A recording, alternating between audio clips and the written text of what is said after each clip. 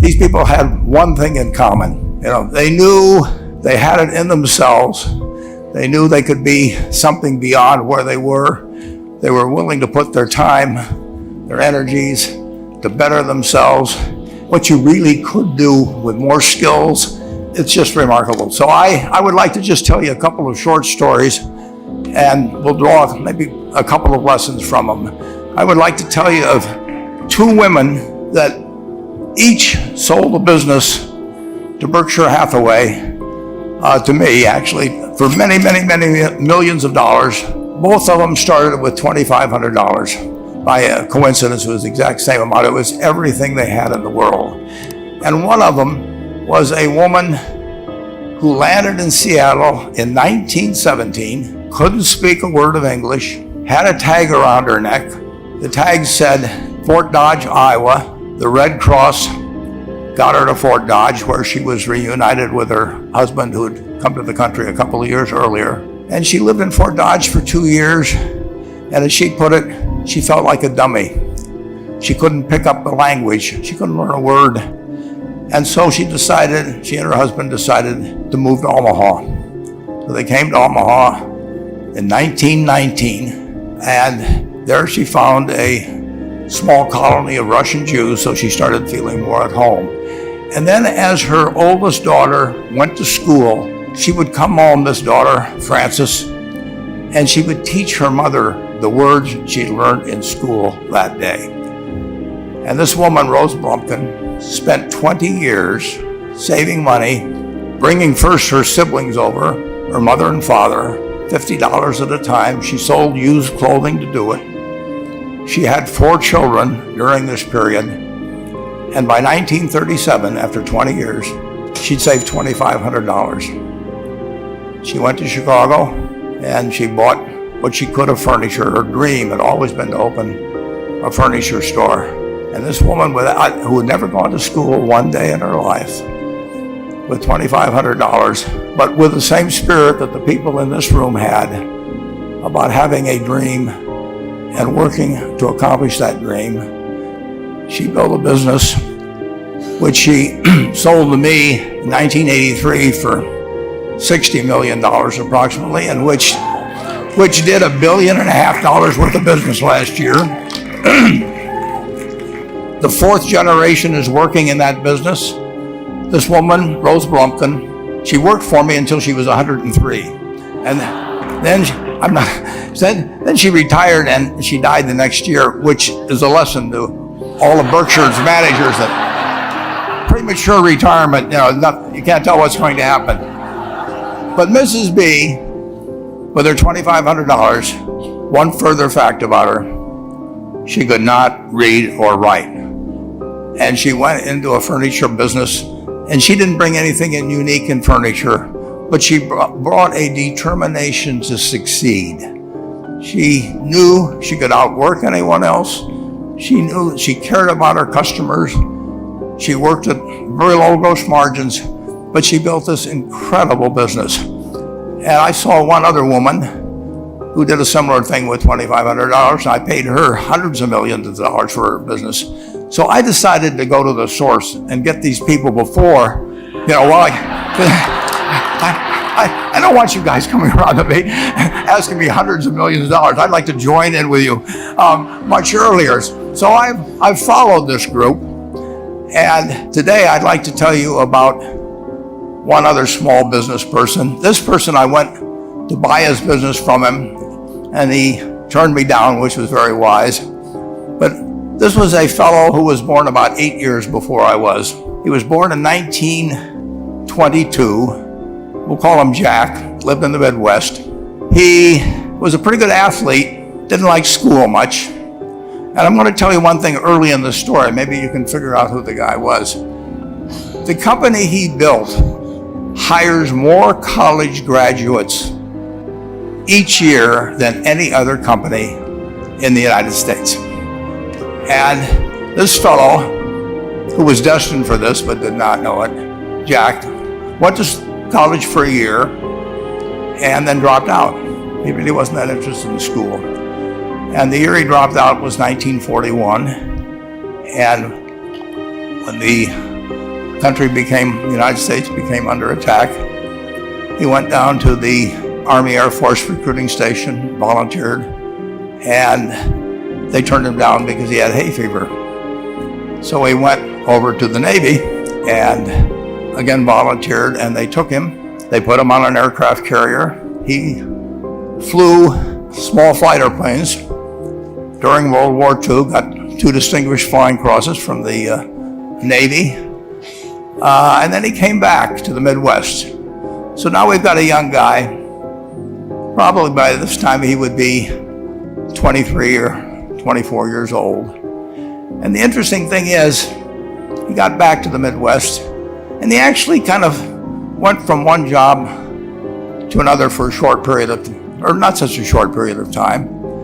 And he finally became a used car salesman at a Cadillac dealership in St. Louis, Missouri. And at age 35, having moved up in the organization, the sales organization, he said to his boss, "Could I go into car leasing business with you?" The boss said, "Well, if you'll cut your salary in half and you'll come up with," it was $25,000, which he borrowed, "we can become partners in a car leasing company." So my friend Jack started at age 35 in the car leasing business. And he had 7 cars. It was pretty slow. In fact, one of the things he did was whenever the phone rang, he let it ring 3 or 4 times so people would think that he was very busy answering other phones. And of course, it was the only call he was going to get all day. So his first venture was okay, but it wasn't really going to go anyplace. And there's a lesson in this for all of us. At age 40, he decided, with 17 vehicles, 17 cars, he was going to go into competition in the rent-a-car business. So now he's taking on Hertz and Avis and National and people like that who have hundreds and hundreds of thousands of cars. And he's got 17 cars, and his cars aren't any different than theirs. I mean, he's buying them from General Motors or Ford or Chrysler. And he can't get the airport locations. Those companies have them all sold up. But he was determined that he would basically offer the customer, can't offer him a different car, but he can offer them friendlier service than they've ever seen. And so he started a company. He named it after the battleship that he'd flown from in the Pacific, which was the USS Enterprise. And he died about a year and a half ago. But when he died, his rent-a-car company, starting with those 17 cars, was worth more than Hertz and Avis and all the rest of the rental cars put together. The man's name was Jack Taylor, and his son, Andy Taylor, is a good friend of mine, runs the business now. A grandchild is in the business. They'll probably be a 4th generation along the line. So this man in the United States, he didn't invent artificial intelligence. You know, he didn't do anything that, just like Mrs. B selling furniture, I mean, that any one of us could have entered those businesses. But he lived by the creed, basically, of delighting his customers and working with people and establishing the relationship with them so that they in turn would want to delight the customers. He couldn't go out there and take care of every rental car possibility, but he learned how to project himself and his attitude toward his fellow man and his desire, to make a friend out of every customer.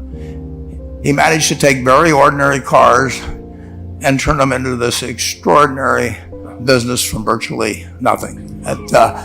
And it illustrates several points. One is, you don't necessarily get it right exactly right the first time. I mean, the car leasing business, basically you were competing on the cost of money to finance cars. And it's very hard to delight a customer when you just give them the car and tell them to send you a monthly check for 5 years and you'll be back at that time. So his talents were being wasted basically in that business. But at the age of 40, with all of that experience behind him, he found the golden key. He took a very ordinary business and turned it into an absolutely extraordinary operation, just like Mrs. B or Rose Blumpkin did with furniture. And he didn't worry about whether the Federal Reserve was going to tighten or ease. He didn't worry about whether the stock market was up or down yesterday. He didn't worry about the things he couldn't change, but he did focus on the one thing he could change, and that was the customer's experience. And I have seen the one that got away, Enterprise. I went down to Florida and tried to talk him into selling to Berkshire, and he was smart enough not to do it. Probably the value of the company has quadrupled since I made that visit.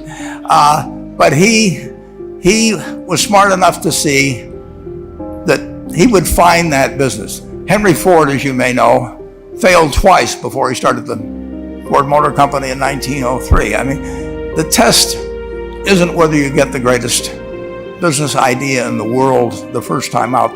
The test is whether you keep learning as you go along what your strengths are and what you can do for your customers, what you can bring especially to the party. And to do that, you need the education that I know you've received through 10,000 small businesses, but you need a genuine desire day in, day out to delight the customer.